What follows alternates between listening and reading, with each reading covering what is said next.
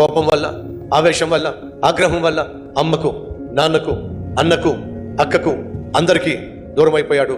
అనాథగా అరణ్యంలో మిగిలిపోయాడు. సంవత్సరాలు గడిచిపోతున్నాయి. మోషే జీవితంలో ఎదుగు లేదు, బతుకు లేదు.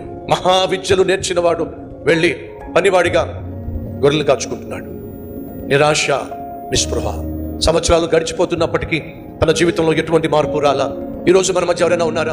నీ కోపం వల్ల, నీ ఆవేశం వల్ల భార్యను దూరం చేసుకున్నావా? భర్తను దూరం చేసుకున్నావా?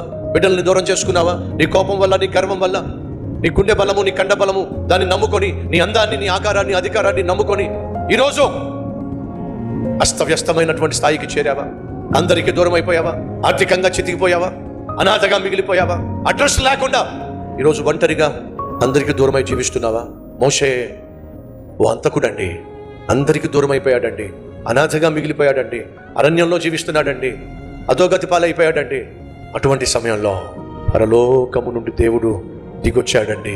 ఓ అంతకుణ్ణి, అద్భుతమైన నాయకుణ్ణి చేయడానికి దేవుడు మోషేను వెతుక్కుంటూ ఆ అరణ్యంలోకి దిగొచ్చి, మోషే మోషే, ఓ అంతకుణ్ణి వెతుక్కుంటూ వచ్చిన దేవుడండి నేను ప్రకటిస్తున్నా, నా దేవుడు. ఈరోజు మన మధ్య ఎవరైనా ఉన్నారా? నువ్వు చేసిన తప్పు వల్ల ఉద్యోగం పోగొట్టుకొని, నువ్వు చేసిన మోసం వల్ల వ్యాపారం అంతా కుప్పకూలిపోయి, నువ్వు ఏర్పరచుకున్న అక్రమ సంబంధం వల్ల కుటుంబం కూడా దూరం చేసుకొని, బిడ్డలను దూరం చేసుకొని, నీకున్న గర్వం వల్ల, కోపం వల్ల, ఆవేశం వల్ల అందరినీ దూరం చేసుకొని అనాథగా మిగిలిపోయి ఈరోజు అడ్రస్ లేకుండా జీవిస్తున్నావా? అయితే నీకు శుభవార్త, నీలాంటి వారి కోసం నా దేవుడు వెతుకుతున్నాడు. ఎందుకని? అడ్రస్ లేకుండా పోయిన, అనాథగా మిగిలిపోయిన నీ పట్ల అనంతమైన ఆలోచనలు కలిగిన దేవుడు నేను ఒక గొప్ప వ్యక్తిగా మార్చాలని వెతుకుతున్నాడు.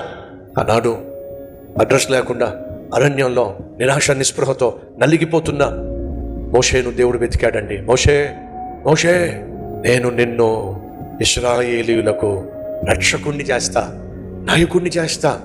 నెమ్మది లేకుండా జీవిస్తున్నా, నిద్ర పట్టకుండా జీవిస్తున్నా, నిరాశ నిస్పృహలో నీవు కృంగిపోతున్నావు. ధైర్యంగా ఉండు మోషే, నేను వెతుక్కుంటూ వచ్చాను. ఎవరిని వెతుక్కుంటూ వచ్చాను చెప్తారా కాస్త?